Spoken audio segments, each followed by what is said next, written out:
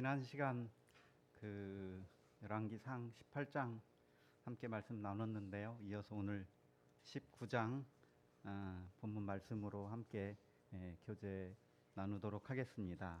오늘 19장인데요. 먼저 저와 같이 21절까지 다 같이 1절부터 함께 큰 소리로 함께 읽어보도록 하겠습니다. 자, 시작.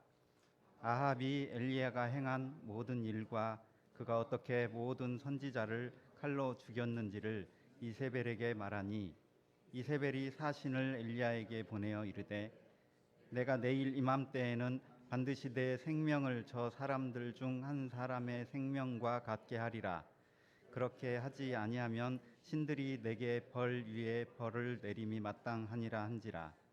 그가 이 형편을 보고 일어나 자기의 생명을 위해 도망하여 유다에 속한 브엘세바에 이르러 자기의 사환을 그곳에 머물게 하고 자기 자신은 광야로 들어가 하룻길쯤 가서 한 로뎀 나무 아래에 앉아서 자기가 죽기를 원하여 이르되 여호와여 넉넉하오니 지금 내 생명을 거두시옵소서.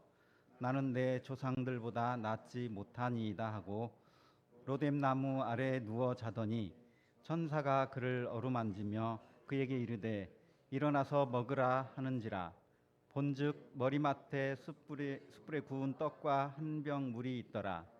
이에 먹고 마시고 다시 누웠더니 여호와의 천사가 또 다시 와서 어루만지며 이르되 일어나 먹으라.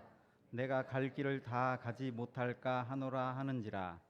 이에 일어나 먹고 마시고 그 음식물의 힘을 의지하여 40야를 가서 하나님의 산 호렙에 이르니라.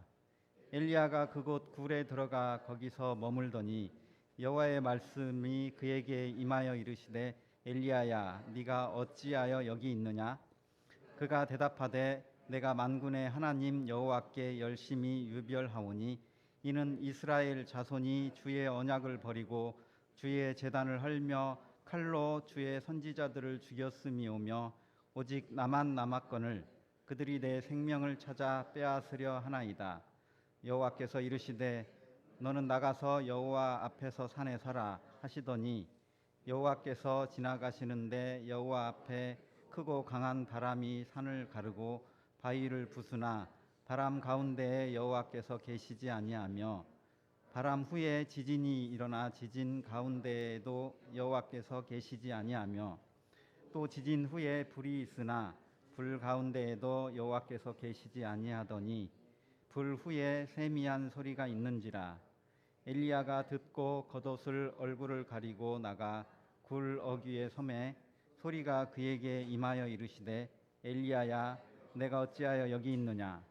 그가 대답하되 내가 만군의 하나님 여호와께 열심히 유별하오니 이는 이스라엘 자손이 주의 언약을 버리고 주의 제단을 헐며 칼로 주의 선지자들을 죽였어. 오직 나만 남았거늘 그들이 내 생명을 찾아 빼앗으려 하나이다. 여호와께서 그에게 이르시되 너는 내 길을 돌이켜 광야를 통하여 다메섹에 가서 이르거든 하사엘에게 기름을 부어 아람의 왕이 되게 하고 너는 또 nim시의 아들 예후에게 기름을 부어 이스라엘의 왕이 되게 하고 또 아벨 무훌라 사밧의 아들 엘리사에게 기름을 부어 너를 대신하여 선지자가 되게 하라. 하사엘의 칼을 피하는 자를 예후가 죽일 것이요 예후의 칼을 피하는 자를 엘리사가 죽이리라. 그러나 내가 이스라엘 가운데 7,000명을 남기리니 다 바알에게 무릎을 꿇지 아니하고 다 바알에게 입맞추지 아니한 자니라.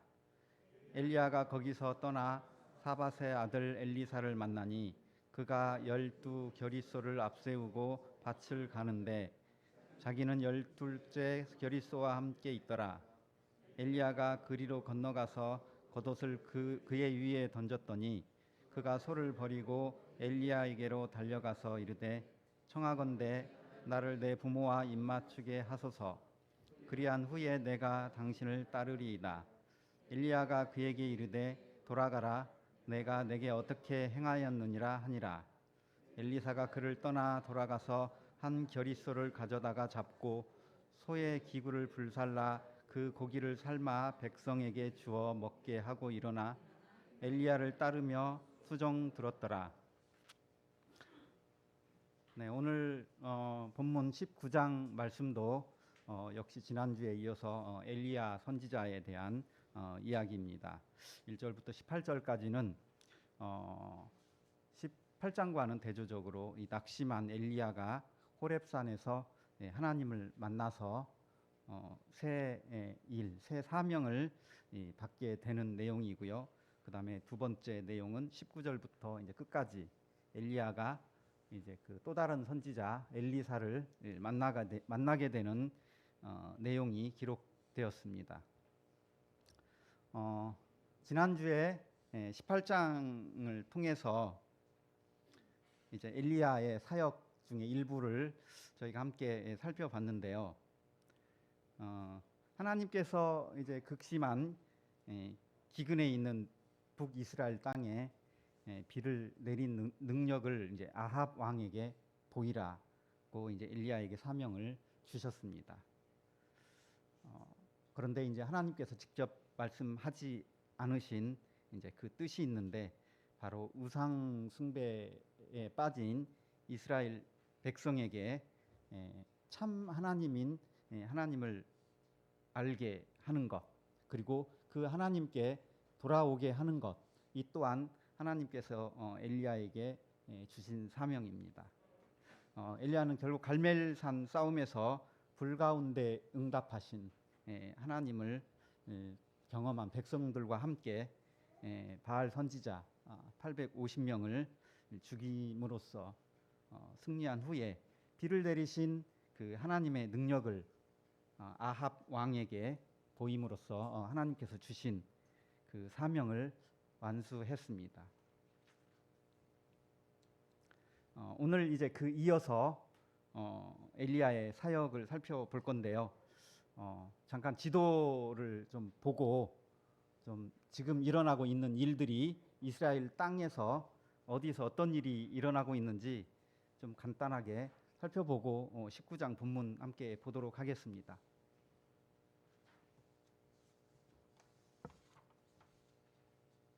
잘 보이시는지 모르겠는데요. 네.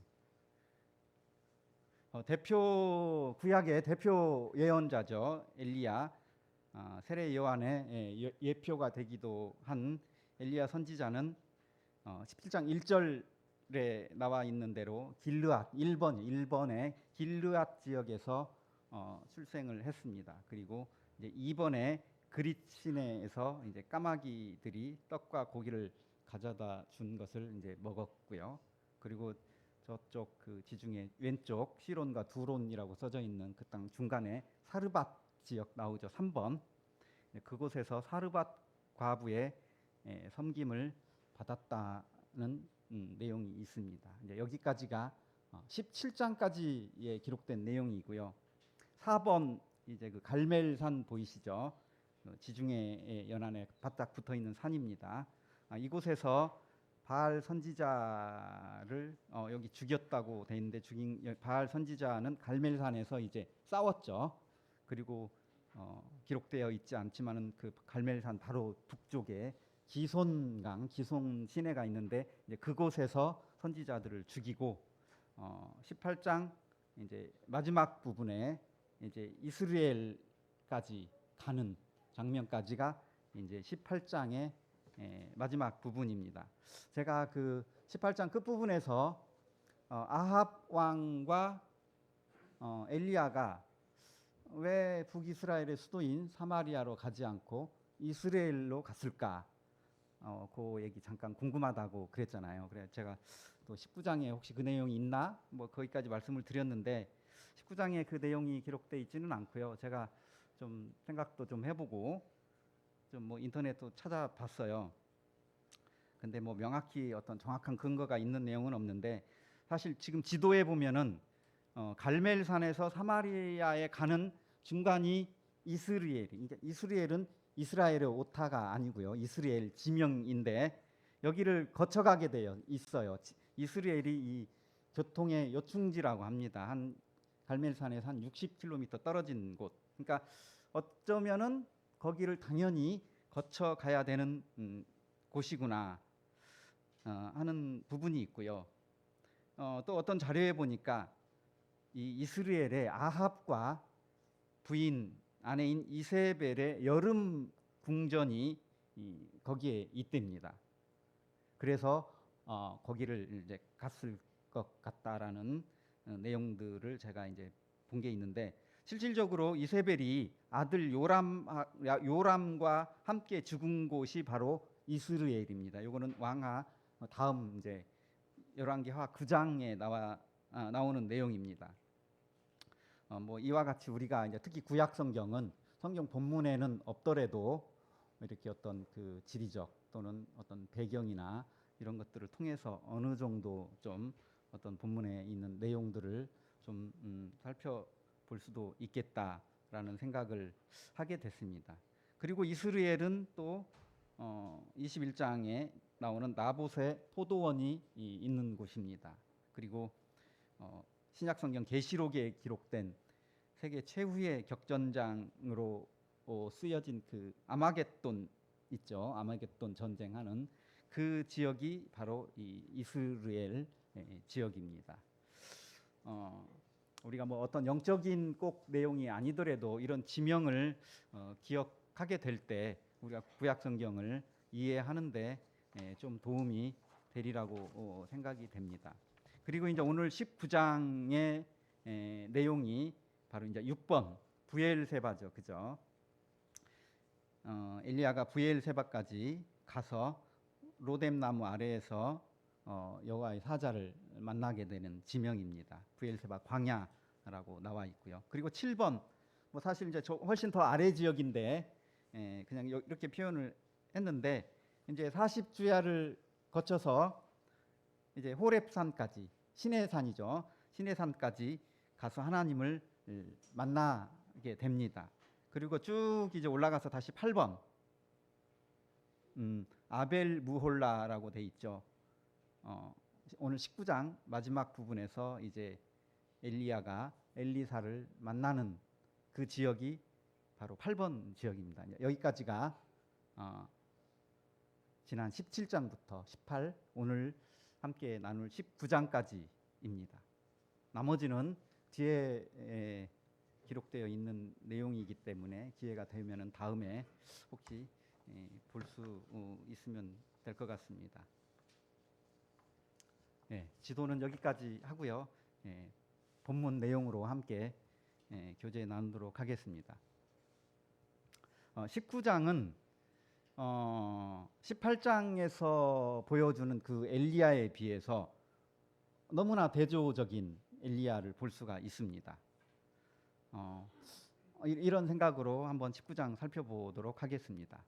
1절부터 4절까지는 엘리야가 크게 낙심하는 내용입니다. 그가 어떻게 모든 선지자를 칼로 죽였는지 이세벨에게 말하니 내가 내일 이맘때에는 반드시 내 생명을 저 사람들 중 한 사람의 생명과 같게 하리라.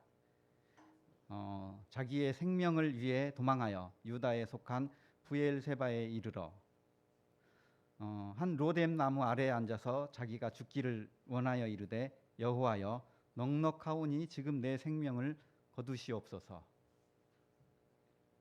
아까 지도에서 잠깐 보셨지만 부엘세바는 가나안 땅 최남단에 위치한 지역입니다. 그 하나님께서 이스라엘 백성에게 약속했던 그 가나안 땅 남쪽 경계를 이루고 있는 지역입니다.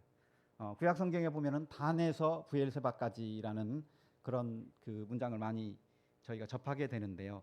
이것은 북이스라엘과 남유다를 다 합한 가나안 땅 전체의 이스라엘 영토를 의미합니다. 그러면 이제 그 또 남유다만 가리킬 때는 게바에서부터 부엘세바까지라고 그렇게 표현을 하기도 합니다. 그다음에 로뎀 나무가 나오죠, 그죠?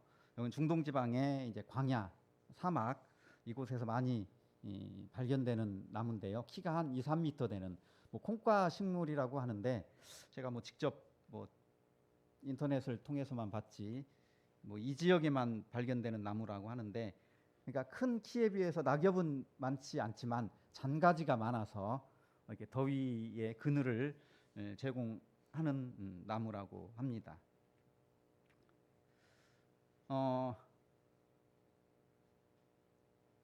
엘리야, 그러니까 최고의 영적 승리 18장을 통해서 거둔 엘리야가 바로 영적 침체기를 맞게 되는 것 같습니다. 1절부터 4절까지의 내용을 통해서 알 수 있는데요. 갈멜산 전투의 승리로 북이스라엘의 모든 악한 세력이 어쩌면 하나님께로 돌아오기를 기대했을 겁니다. 엘리야 입장에서. 근데 그 기대와는 정반대로 오히려 엘리야를 죽이겠다고 이렇게 반드시 죽이겠다고 하는 그 이세벨의 모습을 확인하고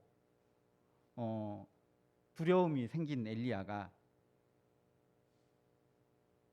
이제 그 브엘세바까지, 굉장히 먼 거리까지, 그러니까 북이스라엘에서 남유다 끝까지 도망갔잖아요, 그죠? 아합 왕이 실질적으로 엘리야의 그 기적, 하나님의 그 기적을 아합 왕은 같이 봤잖아요, 그죠? 18장에서 그렇게 실제 그 하나님의 능력을 목격했으면서도 이세벨 아내에게 그 사건이 어떻게 일어났는지에 대한 그 경위만 얘기하고, 하나님이 진짜 신인 것에 대한 그런 고백은 하지 않습니다. 그래서 이세벨이 내일 반드시 엘리야를 죽이겠다, 그렇게 말한 그 아내를 이렇게 말리지도 않은 거죠, 아합 왕이. 그래서 엘리야는 그 850명이나 되는 우상 선지자들을 죽인 것이 굉장히 이렇게 불안하고 절망감에 쌓이게 됐습니다. 그리고 이세벨의 보복을 피해서 브엘사바의 로뎀 나무 아래에서 죽고 싶다고, 차라리 죽는 게 낫다고 하나님께 그렇게 얘기를 하죠. 어떻게 보면은 엘리야의 그 큰 기대가 큰 만큼 큰 절망을 안겼습니다. 우리가 위대한 선지자, 구약 성경의 최고의 선지자라고 알고 있는 그 엘리야도 좌절과 두려움에 빠지는 그런 연약한 사람인 것을 발견하게 됩니다. 사실 저희들의 삶도 항상 좋을 수만은 없는 것 같아요. 우리에게도 우리가 신앙생활을 하지만은 슬럼프라고 생각되는 그런 시기가 있고, 또 시련이 오기도 합니다.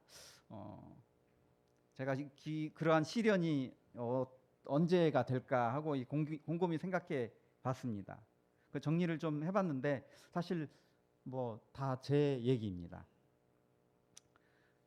시련이 언제 오는가 하면은 하나님과 교제가 없는데 아주 잘 지낸다고 생각될 때, 저는 이때가 시련이라고 생각이 되었습니다. 그리고 죄에 대한 두려움조차 느끼지 못할 때, 이 또한 저희들의 시련기입니다.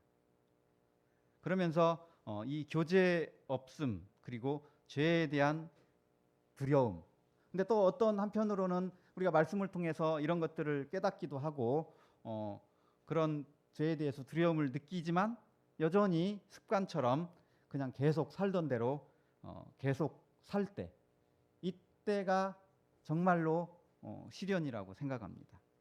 창세기 그 25장 34절에 보면은 야곱이 떡과 팥죽을 에서에게 주고 먹고 에서에게 장자의 명분을 이렇게 줘버리잖아요. 성경에서는 그 에서를 장자의 명분을 가볍게 여겼다라고 기록하고 있습니다. 에서가 배고픔을 해결하기 위해서 장자의 명분을 포기한 거죠. 우리는 이제 우리가 얻은 구원의 가치를 때로는 이렇게 소중히 생각하지 않고 가볍게 여길 때가 많이 있는 것 같습니다. 그래서 믿음 안에서 기쁨이 없는 거죠. 구원받았다고 고백은 하지만 여전히 세상의 어려움을 통해서 힘들고 기쁨이 없는 그때가 우리의 시련이기도 합니다. 가정과 직장과 그리고 심지어는 교회에서 사람들을 통해 우리는 많은 상처를 받습니다. 그래서 그 상처 때문에 관계가 이렇게 흔들리죠. 그리고 상대하는 사람과 그런 관계가 원만하지 않은 그런 이유로 인해서 저희들이 먼저 힘들어지고, 그렇게 되면은 그것이 내가 사탄에게 내 마음을 넘겨주는 그런 미혹이 될 수가 있습니다. 그래서 우리는 상처를 받지 않으면 좋겠는데 사실 상처받지 않기가 쉽지가 않는 것 같아요. 그래서 우리가 그래서 다른 사람에게 상처를 안 주는 게 중요한 것 같아요. 그 상처 주지 않는 그것이 바로 이제 우리가 말을 조심하는 거죠, 그죠? 우리의 말을 조심하고 상대방에게 좋은 행동을 보여주는 것, 그것이 결국은 나 자신이 상처받지 않는 길이라는 생각을 하게 됩니다. 4절에 여호와여 넉넉하오니 지금 내 생명을 거두시옵소서. 넉넉하다는 표현이 나왔는데요. 이 넉넉하다라는 말은 만족한다라는 말입니다.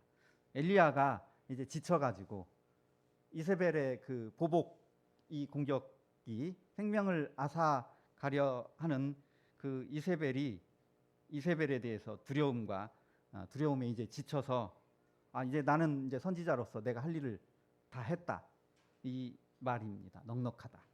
그래서 이제 나의 사역은 여기서 끝냈으면 좋겠다 라는 엘리야의 고백입니다. 다음 이제 5절부터 8절까지 내용인데요. 엘리야가 호렙산으로 가게 되는 과정을 기록하고 있습니다. 로뎀 나무 아래에 있는 엘리야에게 천사가 찾아옵니다. 천사가 그를 어루만지며 그에게 이르되 일어나서 먹으라 하는지라. 이에 먹고 마시고 다시 누웠더니 천사가 또 다시 와서 어루만지며 이르되 일어나 먹으라, 내가 갈 길을 다 가지 못할까 하노라 하는지라. 그 음식물의 힘을 의지하여 40주 40야를 가서 하나님의 산 호렙에 이르는지라. 하나님은 낙담하고 탈진한 엘리야에게 천사를 보내서 이렇게 어루만지신다고 나와 있는데요. 그렇게 어루만지시고 떡과 물로 위로를 하셨습니다. 17장에서 이 까마귀와 사르밧 과부를 통해서 주셨던 그 양식 생각이 납니다. 그리고 본문에는 아닌 내용이지만 먹을 것이 없다고 모세를 원망하던 이스라엘 백성에게 만나와 메추라기와 그리고 반석의 물을 먹이시면서 끝까지 이스라엘 백성을 위로했던 것처럼 엘리야를 먹이셨습니다.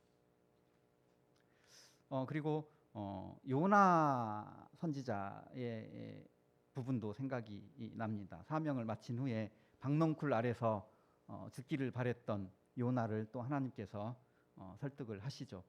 이와 같이 먹이시고 설득하고 있습니다. 부드럽게 설득하셨습니다. 하나님께서 엘리야에게. 7절에 내가 갈 길을 다 가지 못할까 하노라. 내가 갈 길이라는 표현이 나오는데요. 이 내가 갈 길은 먼저는 엘리야가 지금 호렙산으로, 천사가 호렙산으로 인도하는 그 길까지 다 가지 못할까 하노라 하는 내용이고, 궁극적으로는 엘리야의 사역의 길을 의미하고 있습니다. 그러니까 엘리야가 자기 사역을 끝내고 싶다라고 말을 했는데 하나님은 천사들을 통해서 너의 사역의 길이 아직 갈 길이 멀다, 그렇게 얘기하고 있는 거죠.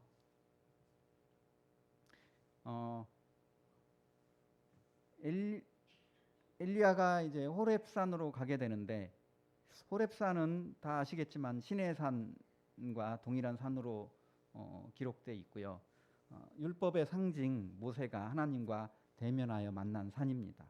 출애굽한 이스라엘 백성이 하나님 앞에서 하나님의 소유가 되고 거룩한 하나님의 백성이 되겠다고 하나님과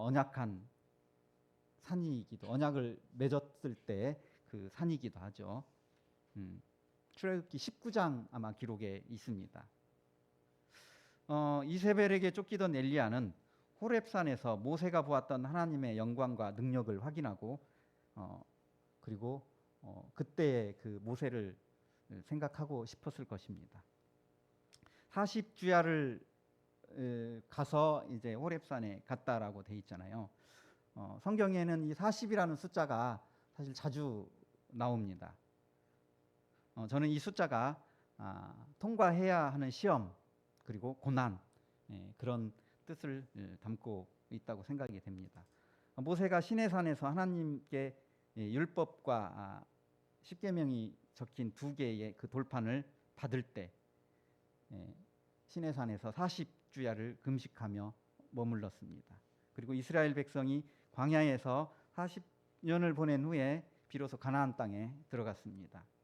그리고 예수님께서도 공생애를 시작하실 때 40일간 금식한 후에 사탄의 시험을 이겨냈습니다.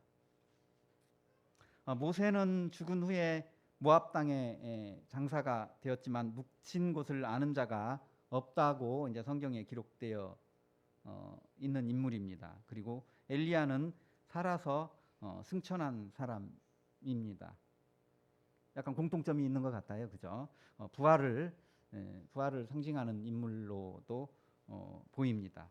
그래서 신약 성경에 보면은 예수님과 함께 변화산에서 이 세 명이 영광 가운데 이렇게 교제했던 그런 저희가 이 복음서를 생각할 수가 있는데 아마 이것을 염두에 둔 구약의 기록인 것 같기도 합니다.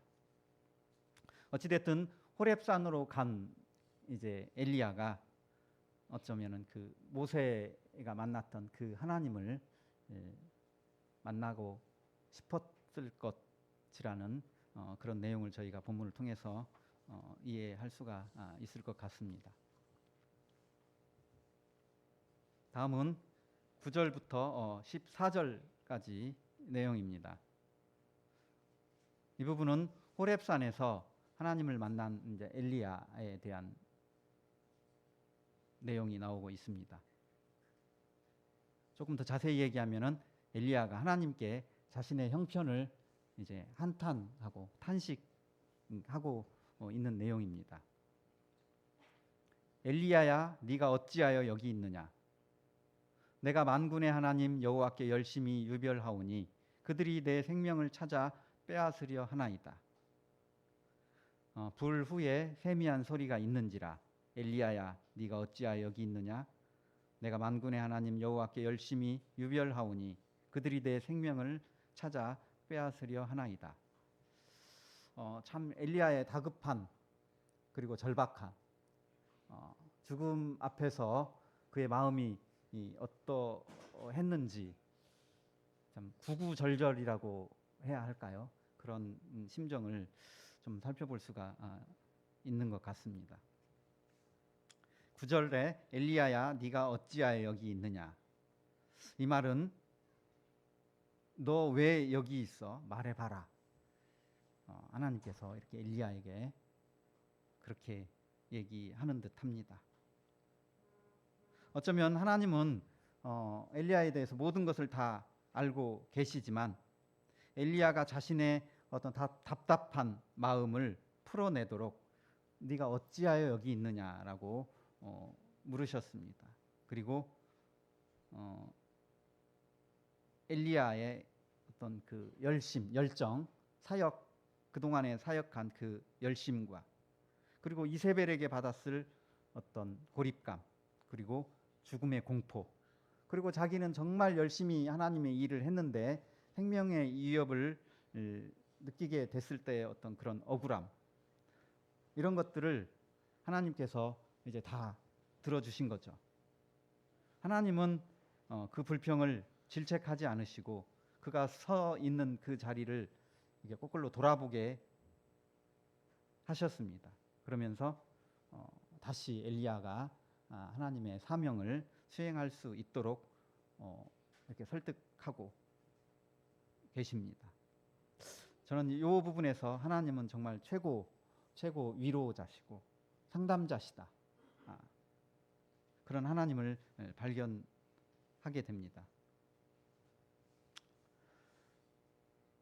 우리가 신앙생활을 정말 열심히 한다고 하지만 참 변하지 않는다라고 생각할 때가 많이 있지 않나요, 혹시? 그러면서 우리의 삶을 참 불평하기도 하고 또 어떨 때는 정말 하나님이 나를 도우시나? 아니면은 내가 정말 하나님을 의지하고 있나? 하는 그런 의심이 들 때도 있을 것 같습니다. 그리고 낙심하게 될 때도 있고요. 그러나 하나님은 우리를 끝까지 포기하지 않으시고 또 인도하심으로 하나님 앞에 더 가까이 나오기를 바라고 계십니다. 10절에 내가 만군의 하나님 여호와께 열심히 유별하오니, 이 말은 제가 하나님을 위해 정말 열심히 일을 했습니다. 저는 정말 할 만큼 다 했습니다. 그런데 하면서 이제 이스라엘 백성들을 이제 하나님께 송사합니다. 이스라엘 자손이 주의 언약을 버리고 주의 제단을 헐며 칼로 주의 선지자들을 죽였고 이제 나만 남았는데 나까지 죽이려고 한다고 합니다. 사실 이 이야기는 이스라엘 자손은 여기에서 1차적으로는 아합과 그리고 그 부인 이세벨을 얘기하는 것 같습니다. 그리고 그들을 따라서 바알을 숭배한 이제 이스라엘 백성들 모두를 얘기하는 것 같아요. 아합과 이세벨로 인해 자기의 열심의 결과가 보이지 않음에 대한 억울함을 지금 항변하다가 급기야는 하나님의 백성인 이스라엘을 하나님께 이렇게 고발하게 되는 엘리야를 보게 됩니다. 엘리야의 참 억울한 처지가 충분히 이해가기도 합니다. 그리고 하나님께서는 어쩌면 그 항변이 달갑지 않게 보일 법도 하고요. 참 여호와께 열심히 유별했다라는 엘리야의 말에서 그의 열정을 우리가 볼 수 있습니다. 그렇지만 그게 너무 열심히 일을 하다가 실망이 커졌을 때 우리는 낙심을 하고 또 영적으로 고립되게 하기도 하고 엘리야처럼 그런 일이 우리에게도 있을 수 있다, 그런 생각을 하게 됩니다. 그래서 이 열정은 그 결과가 좋을 때는 하나님께 기쁨이 되고 영광이 됩니다. 그렇지만은 그 열심이 과하게 되면은 욕심이 되고 자기의 의가 될 수도 있겠다 생각을 해봅니다. 그래서 사도 바울은 로마서 10장 2절에서 그들이 하나님께 열심히 있으나 올바른 지식을 따른 것이 아니니라. 하나님의 의를 모르고 자기 의를 세우려고 힘써 하나님의 의에 복종하지 아니하였느니라. 지금 바리새인들, 이스라엘의 종교인들에게 하는 얘기인데요. 사도 바울이 유대인의 열심을 율법에 의해 자기 의를 세우려 한다고 그렇게 얘기하고 있죠. 주님을 만나기 전 사울이라는 이름을 가졌을 때 사도 바울도 예수 믿는 사람들을 박해했습니다. 어쩌면은 자기의 경험에서 이런 말을 자신 있게 할 수 있었을지도 모른다고 생각이 됩니다. 그렇지만 지금 로마서를 쓰고 있는 사도 바울은 이스라엘의 구원을 위해서 열심이고요. 하나님의 의에 복종하고 있는 사람입니다. 우리에게도 교회를 위한 열심이 있습니다. 그러나 이 열심이 바울이 아닌 사울과 그리고 유대인의 열심이 될 수도 있습니다. 반대로 주님을 만난 이후에 바울의 열심이 될 수도 있겠죠. 둘 다 겉으로는 하나님을 위한 열심에서 시작을 합니다. 그렇지만 교회에서 우리의 열심이 너무 지나치다 보면은 목소리가 커지게 되고요. 자기의 주장을 굽히지 않게 될 수도 있습니다. 그렇게 되면은 다른 사람의 의견은 귀에 들어오지 않게 되겠죠. 교회가 이런 것 때문에 분열이 되고 그리고 이러한 현상을 바라보는 사탄이 좋아하는 아마 사탄이 원하는 결과가 되지 않을까 생각을 해보게 됩니다. 하나님은 예수 그리스도를 통해서 그분의 의를 이루셨습니다. 그러므로 우리의 열심은 자기 자신을 낮추고 그리고 이웃을 섬기고 그리고 가난하고 약한 사람들을 불쌍히 여겼던 그런 성경에서 우리가 배울 수 있는 예수 그리스도를 닮은 그런 열심이어야겠다라고 생각이 되었습니다. 11절, 12절의 내용에 보면은 산을 가르고 바위를 부수는 크고 강한 바람, 그리고 바람 후에 지진이 있었고요. 그리고 지진 후에 또 불이 있었죠. 그러나 그 바람 가운데에서도 지진 가운데에서도 그리고 불 가운데에서도 여호와께서 계시지 않았다.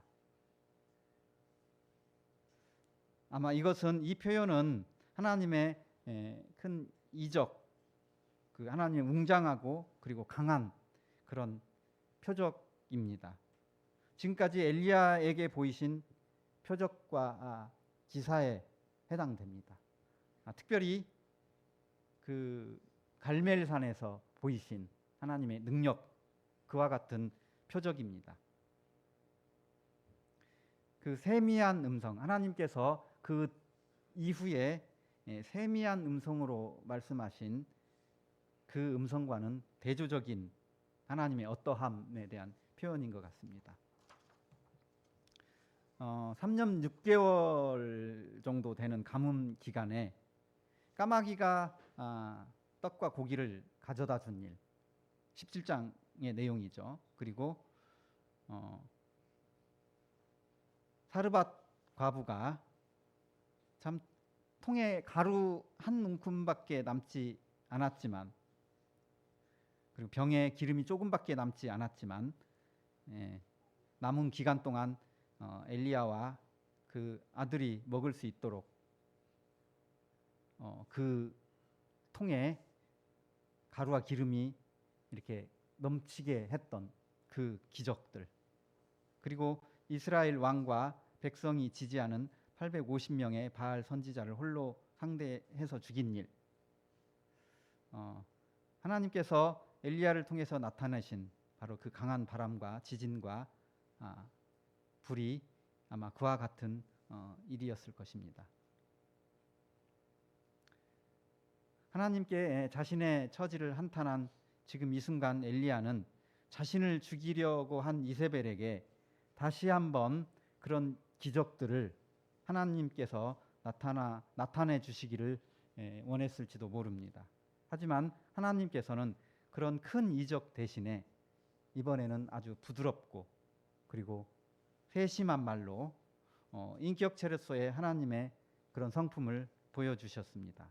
그래서 두 번째 대화에서는 성경에서는 동일한 표현이지만 엘리야야 네가 어찌하여 여기 있느냐, 이 말이 너 왜 여기 있느냐 말해봐, 그런 말투보다 내가 다 들어줄 테니 네가 왜 여기까지 왔는지 다시 한번 나에게 말해보아라.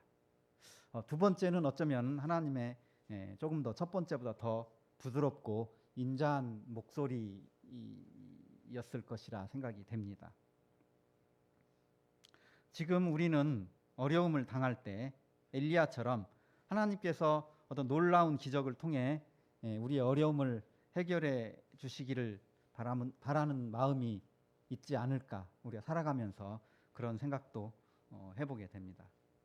제가 청년들과 교제하면서, 기도에 대해서 교제하면서 로또 산 이야기를 했어요. 어쩌면 그때 저의 마음도 한 방에 일확천금을 바라는, 하나님의 기적을 바라는 마음이 저에게 있었지 않았나 하는 생각을 또 해보게 되었습니다. 하나님께서는 우리가 성령으로 말미암아 주께 합당한 사람으로 만들어지고 주님의 세미한 음성을 들으며 교제하고 그리고 말씀과 기도로 주님의 뜻을 알아가기를 원하십니다. 다음 15절부터 18절까지 새 사명을 받은 엘리야에 대한 내용입니다. 너는 너의 일을 계속하여라. 하사엘에게 기름을 부어라. 그리고 님시의 아들 예후에게 기름을 부어라. 사밧의 아들 엘리사에게 기름을 부어라. 온통 기름 부으라는 내용이 이 새 사명이네요. 그리고 마지막에 그러나 내가 이스라엘 가운데 7,000명을 남기리니 다 바알에게 무릎을 꿇지 아니하고 다 바알에게 입맞추지 아니하리라. 세 명의 인물에게 기름을 부으라고 이제 새 일을 주셨는데요. 사실 17절의 내용, 하사엘의 칼을 피하는 자가 예후가 죽일 것이요 예후의 칼을 피하는 자를 엘리사가 죽이리라. 이 17절의 말씀이 바로 세 명에게 기름을 붓게 하신 그 이유를 나타내고 있습니다. 본문에 지명과 인물이 나오는데요. 다메섹은 아람 왕국의 수도, 아까 지도에서 혹시 보셨을지 모르겠지만은 갈릴리 호수 그 북쪽에 있는 오늘날 시리아의 수도입니다. 다마스쿠스죠. 지금의 지명은 사도 바울이 기독교인을 박해하기 위해 다메섹을 방문하다가 회심하게 된 다메섹 도상이라고 나오는 그 지역입니다. 어찌됐든 이 부분은 이스라엘 영토가 아닌 이방 영토 지역입니다. 그리고 하사엘은 바로 그 아람 왕 베나닷 2세, 베나닷 왕이 이제 19장에 나오게 되는데요. 그 신하입니다. 하사엘은 북이스라엘 아합 왕은 길르앗 라몬 전투에서 바로 이 베나닷 2세와 3세에게 죽임을 당합니다. 그리고 하사엘이 바로 베나닷 3세를 죽이고 왕이 됩니다. 그러니까 하사엘은 직접적이지는 않지만 간접적으로 아합 왕을 죽이게 되는, 나중에 이제 성경 뒷부분에 나오게 됩니다. 그리고 이제 예후라는 인물이 나오죠. 예후는 북왕국 이스라엘의 제10대 왕입니다. 아합 왕의 군대 장관 출신입니다. 아합의 아들 요람 왕과 이세벨과 그리고 아합의 왕자 70명과 그리고 아합 집에 속한 모든 자들을 멸절하여 엘리사를 통한 하나님의 명령에 순종하게 되는 인물입니다. 지금 아합은 오므리 왕조에 해당하는 왕이죠. 그죠? 그리고 그 이후에 이제 100년 이상 진행된 예후 왕조를 이제 시작한 왕이 바로 이 예후입니다. 15절 16절 내용에 이제 그 새 사명, 아까 세 명에게 기름을 부을 것에 대한 하나님께서 엘리야에게 새 일을 주셨습니다. 그리고 18절에 7,000명을 남기리니라는 내용이 나오는데요. 다 바알에게 무릎 꿇지 않고 입맞추지 않는 자들이다.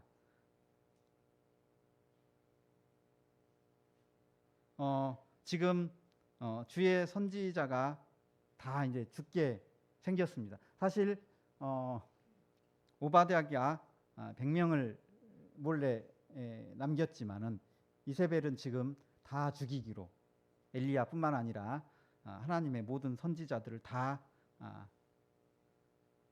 죽이겠다고 하는 그런 상황인데, 하나님께서는 지금 그 선지자 7,000명을 남기겠다라고 이건 엘리야에게 하신 약속입니다. 나중에 하나님은 지금 19장인데요. 19장 이후에 이제 열왕기 하까지 쭉 그 내용을 통해서 하나님은 하사엘과 예후를 통해서 아합 가문을 심판합니다. 그들이 내 생명을 빼앗으려 한다. 이전 문단에서 엘리야가 하나님께 그렇게 자기의 어떤 그 억울함을 한탄했잖아요. 그 한탄을 사실은 나중에 하나님께서 들어주시는 거죠. 이런 심판을 함으로써. 그리고 또 엘리사를 새로운 선지자로 세우고 거기에 더해서 7,000명을 남기시겠다. 이것도 사실은 엘리야에게 한 약속입니다. 이 약속은 나 혼자만 남았다라고 하는 엘리야의 그 한탄을 들어주시겠다라는 그 약속입니다. 이처럼 하나님은 17절과 그리고 18절의 약속을 통해서 외롭고 또 낙심했던 엘리야를 위로했을 뿐만 아니라 다시 새 힘을 주시면서 남은 사명을 감당하게 하셨습니다. 제가 처음 이 14절과 15절로 연결되는 그러니까 엘리야가 한탄하는 부분하고 하나님께서 기름을 부어라라고 하시는 그 문단 사이가 좀 이렇게 맥락이 뭔가 좀 막 건너뛰고 전혀 앞뒤가 내용적으로 연결이 안 되는 것가 처음에는 그랬었거든요. 그런데 이런 그 지명과 인물들과 그리고 이렇게 좀 자료를 찾아보면서 지금 제가 방금 말씀드린 그런 내용으로 다 연결이 되는구나. 그러니까 결국 하나님께서 새 일을 엘리야에게 주셨는데 그 새 일은 엘리야의 한탄을 들어주는 일이었고요. 그리고 그 일을 통해서 하나님께서는 악한 아합 가문과 그리고 바알 우상을 숭배하는 이스라엘 백성들을 심판하신다라는 그런 하나님의 뜻이 담겨 있는 것 같습니다. 보통 엄마들이 어린 자녀들에게 이놈아 말대꾸하지 말고 엄마 말 들어 이렇게 얘기하잖아요. 그죠? 하나님이 어쩌면 엘리사에게 자기의 신세 한탄하는 엘리야에게 그냥 이제 그만하고 기름 붓고 새 일을 주시면서 너는 그냥 네 일을 해. 그런데 엘리야가 이제 그 일을 했을 때 19장 내용은 아니지만 그 일을 했을 때 결국 엘리야 자신에게도 유익이 되는 일이다. 그런 사실을 알게 됐습니다. 그게 이제 14절과 15절 사이에서 하나님의 그 뜻이 들어 있는 것 같습니다. 교회에서 우리가 여러 많은 일들을 하잖아요. 그죠? 근데 그게 물론 먼저는 하나님께 영광이 되는 일이지만 결국 그 일을 통해서 우리에게도 유익이 된다. 우리가 그래서 교회에서 하는 일이 결국 우리가 남을 위해서 하는 일이지만 그 남을 위해서 하는 일이 결국 나 자신에게도 도움이 되고 유익이 되는 일이구나라는 생각을 하게 되었습니다.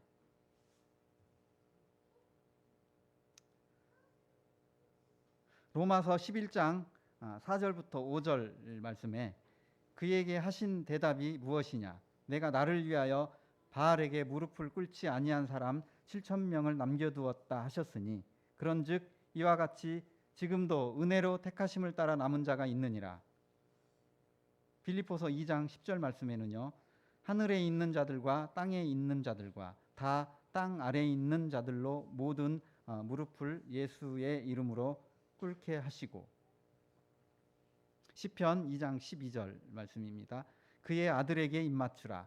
그렇지 아니하면 진노하심으로 너희가 길에서 망하리니 그의 진노가 급하심이라. 여호와께 피하는 모든 사람은 다 복이 있도다. 제가 성경 구절 몇 구절을 소개해 드렸는데요. 여기 모인 저희들은 다 하나님의 은혜로 남은 자입니다. 그리고 예수님께 무릎을 꿇고 입맞춤으로써 하나님의 진노하심에서 피한 자가 되었고요. 그리고 이를 통해서 하나님의 복 아래에 있는 자입니다. 참 감사가 되는 말씀인 것 같습니다. 다음 19절부터 21절 끝부분입니다. 엘리야가 엘리사를 부르는 장면입니다. 12겨리소를 앞세우고 밭을 가는데 엘리야가 그리로 건너가서 겉옷을 그의 위에 던졌더니 엘리사가 그를 떠나 돌아가서 한 겨리소를 가져다가 잡고 소의 기구를 불살라 그 고기를 삶아 백성에게 주어 먹게 하고 일어나 엘리야를 따르며 수종 들었더라. 12겨리소를 앞세우고 밭을 갈고 있는 엘리사의 모습이 나옵니다. 겨리라는 말은 소나 말 등 두 마리가 한 조가 돼서 끄는 쟁기를 이제 겨리라고 합니다. 근데 이제 저는 여기서 12겨리소라고 이 표현이 12이라는 이 숫자가 겨리를 수식하는지, 그렇게 되면은 겨리가 12개잖아요. 그럼 말은 24마리가 되는 거고, 아니면은 이 12이 소를 이렇게 설명하는 내용인지, 그러면 이제 소는 12마리고 겨리는 6개가 되고, 근데 어찌됐든 농사 짓는데 소를 12마리를 사용하든 24마리를 사용하든 굉장히 많은 소를 가지고 지금 밭일을 하고 있습니다. 저는 어렸을 때 시골에서 저희 집이 농사를 졌는데 저희 집의 일소는 한 마리였습니다. 그러니까 한 마리로도 충분히 저희 농사를 짓는데 사용됐는데, 지금 엘리사는 12마리 아니면 24마리의 소로 지금 농사를 밭일을 하고 있습니다. 이 본문의 말씀을 통해서 엘리사가 부름받았을 때에 그의 신분과 그리고 그의 부요함이 어느 정도인지 저희들이 알 수 있는 말씀입니다. 19절 뒷부분에 겉옷을 그에 던졌으니라는 표현이 나오죠. 엘리사가 입었던 겉옷은 그 나그네에게 어울리는, 그리고 나그네들이 이 광야에서 많이 입는 그런 필수적인 옷입니다. 그 엘리야가 입었던 그 겉옷을 던짐으로써, 엘리사에게 던짐으로써 엘리사가 자신의 후계자로 그리고 선지자로 하나님으로부터 선택되었음을 이렇게 깨닫게 하고 있습니다. 그리고 이제 마지막에 소를 버리고 부모와 입맞추고 그리고 고기를 삶아 백성에게 주어 먹게 하고, 부르심에 대한 엘리사의 반응을 그렇게 표현하고 있습니다. 엘리야는 어쩌면 이미 사역을 감당할 준비가 되어 있었던 것 같습니다. 그리고 그 사역은 자기 가족뿐만 아니라 모든 이스라엘 백성들을 섬기는 이름을 알고 있었지 않았을까 생각이 됩니다. 이제 본문 말씀은 여기까지 마치고요. 좀 전체적으로 내용을 좀 정리해 보도록 하겠습니다. 18장을 통해서 엘리야는 하나님의 사역에 정말 열심히 있었습니다. 그렇지만 19장에서의 엘리야는 기대했던 자기의 열심에 대한 결과가 나오지 않자 크게 실망했습니다. 그래서 급기야는 스스로 죽고 싶을 만큼의 어떤 영적인 그리고 육체적으로 어려움에 처했습니다. 그러나 하나님은 엘리야를 하나님의 산 호렙으로 부르셔서 세미한 음성으로 너 여기 왜 있어 말해봐, 다소 호통치는 목소리가 아니고 네가 왜 여기까지 왔는지 한번 나에게 말해볼래 하고 끝까지 들으시고 그리고 위로하시면서 힘주시고 그리고 선지자로서의 일을 계속 할 수 있도록 그 새 일을 주셨습니다. 우리에게도 이와 같은 하나님입니다. 저희들이 참 세상에서 많은 상처를 받습니다. 그럴 때 우리를 위로하시고 힘주시고 우리가 새로운 일을 할 수 있도록 계속해서 우리에게 사명을 주시는 하나님이 우리에게 계십니다.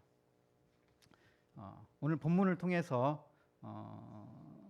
참 주신 교훈은 너는 너의 일을 멈추지 마라 라고 하십니다. 하나님께서 하실 일과 다른 사람이 하는 일에 너무 신경 쓰지 말고 너는 너의 일을 계속하라고 하십니다. 우리의 일은 무엇일까요? 그건 바로 교회입니다. 교회는 하나님께서 하늘에서 이루신 일을 땅에서도 이루시는 수단이고 그리고 그 도구입니다. 그리고 그리스도의 몸된 교회는 그리스도와 하나가 되어 이 땅에서 하나님의 임재를 나타내는 우리들의 모임입니다. 그리고 하나님의 뜻대로 세워져 가는 교회는 하나님의 기쁨이고 자랑이 됩니다. 그래서 우리에게는 교회가 호렙산인 것 같습니다. 모여서 하나님께 감사드리고 또 성도가 성도를 서로 사랑하고 그리고 교제를 통해서 배우고 가르치고 그런 모임을 통해서 하나님의 사랑과 능력을 경험할 수 있는 것이 바로 교회입니다. 저는 청년들과 시간을 많이 갖게 되는데요, 교회에서. 그래서 저는 개인적으로 청년회가 저의 어떤 영적 피난처가 되기도 합니다. 예전에는 청년회를 일처럼 느꼈어요. 그런데 언제부턴가는 청년회 놀러 간다라는 생각이 들었습니다. 제가 청년회에서 애써서 뭔가 특별히 하는 일도 없습니다. 어른이라고 해서 뭔가 청년들의 흠을 발견하고 억지로 바꾸려고 하지 않아도 청년들이 참 잘합니다. 그래서 그냥 청년들과 함께 놀면 됩니다. 청년들에게 게임도 배우고요.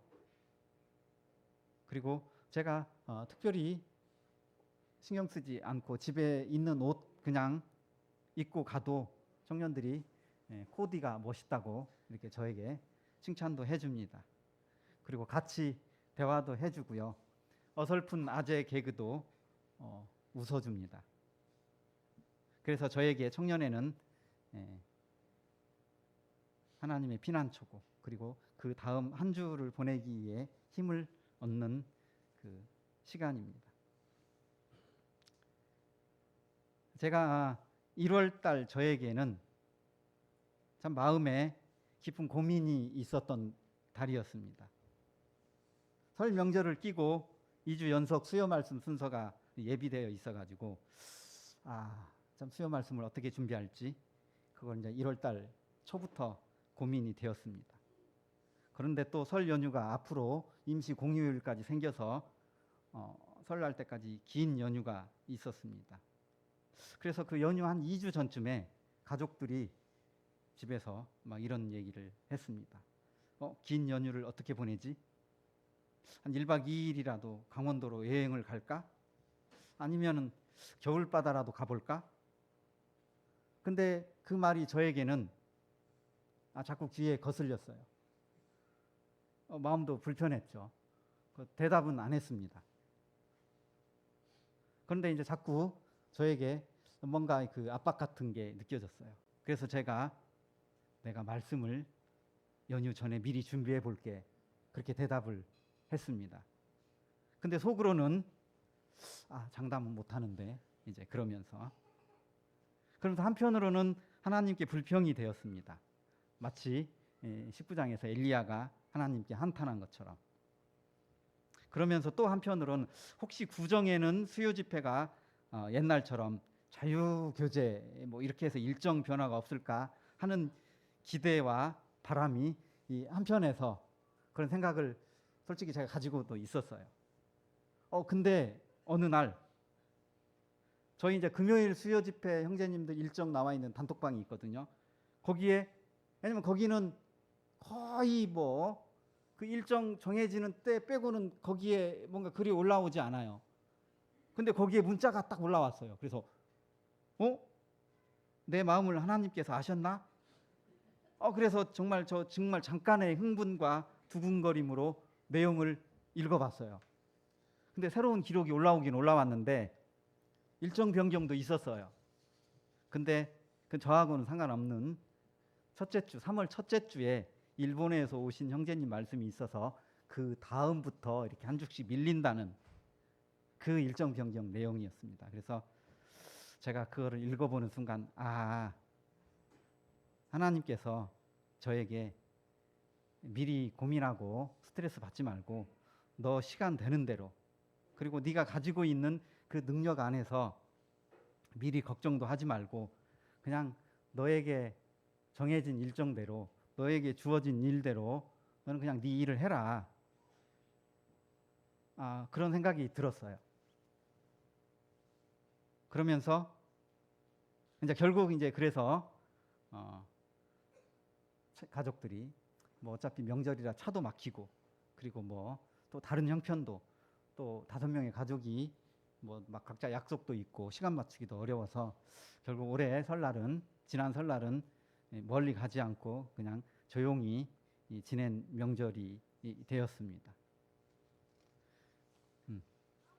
저는 성도가 교회에서 하나님을 하는데 2가지 위험이 있다라는 생각이 있습니다. 그 첫 번째는 과한 열심입니다. 이 열심은 나 아니면 안 돼 하는 그러한 열심입니다.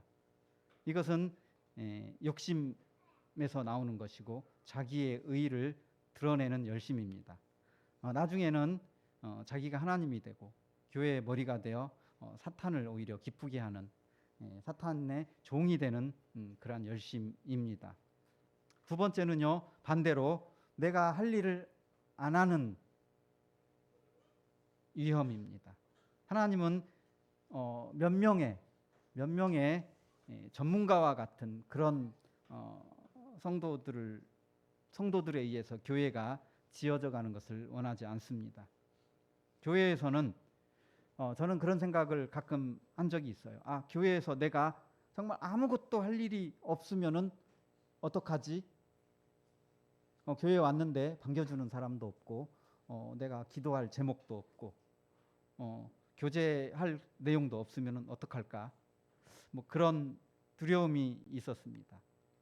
바로 우리에게 교회에서 아무 할 일이 없는 것처럼 두려운 일이 없다고 생각이 됩니다. 모든 성도에게는 자기가 감당해야 할 일들이 있습니다. 남의 일을 욕심내는 것도 안 되지만 또 내가 할 일을 남에게 미루는 일은 더욱더 안 된다는 생각을 하게 됩니다. 에베소서 3장 10절 말씀, 이는 이제 교회로 말미암아 하늘에 있는 통치자들과 권세들에게 하나님의 각종 지혜를 알게 하려 하심이니. 하나님은 하늘에 있는 통치자들과 권세들에게 교회를 자랑하고 싶어 하십니다. 저와 성도님들 모두 하나님의 일은 하나님께 맡기고, 그리고 저희들 각자에게 주어진 일을 충실히 함으로써 하나님의 기쁨이고, 그리고 하나님의 자랑이 되는 그런 서대문 교회를 만들어 갔으면 좋겠다라는 소망이 있습니다. 마치고 기도하겠습니다.